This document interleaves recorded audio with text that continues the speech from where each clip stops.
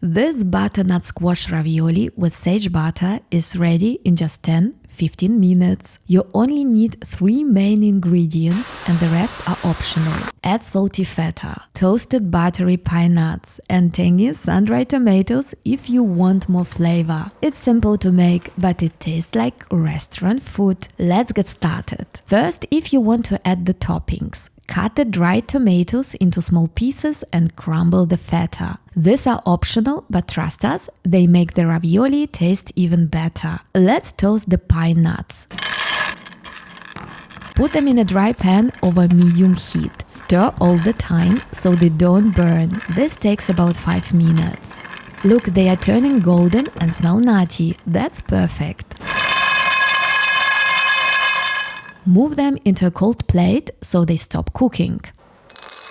Next, put a pot of water to boil for ravioli and add the salt generously. Brown butter takes about 10 minutes and you can't walk away from it. So plan when to drop the ravioli. For example, if your ravioli cook in 4 minutes, throw them into the water 4 minutes before the brown butter is ready. You can also make this recipe with any pasta shape you like. Cut your butter into small pieces so it melts evenly. Use a light colored pan if you have one. You need to see the little brown bits forming in the butter. A light pot like this one works just as well.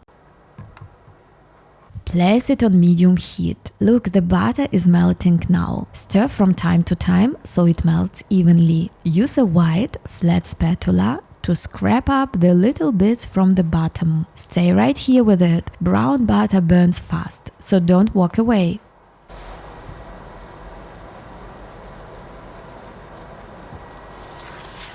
Hear that sizzling sound? That's the water evaporating. About 20% of butter is water. You can see the foam on top now. Stir more often so the milk solids, those tiny bits, don't sink to the bottom and burn.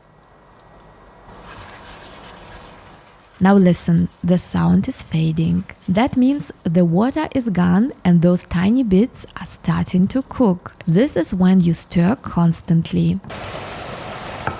At this point, drop the ravioli into the boiling water. They'll cook while the butter browns. Look at the butter. It's changing from yellow to light brown. You can see tiny golden bits forming on the bottom. First, they turn light brown, then medium brown. That's exactly what you want. Smell that nutty aroma and see those brown bits? It's ready. Now it's time to add the sage leaves. You'll see big bubbles around them. That's the sign the sage is cooking and getting crispy. Fry them for about 1 or 2 minutes until they are dark green and crispy.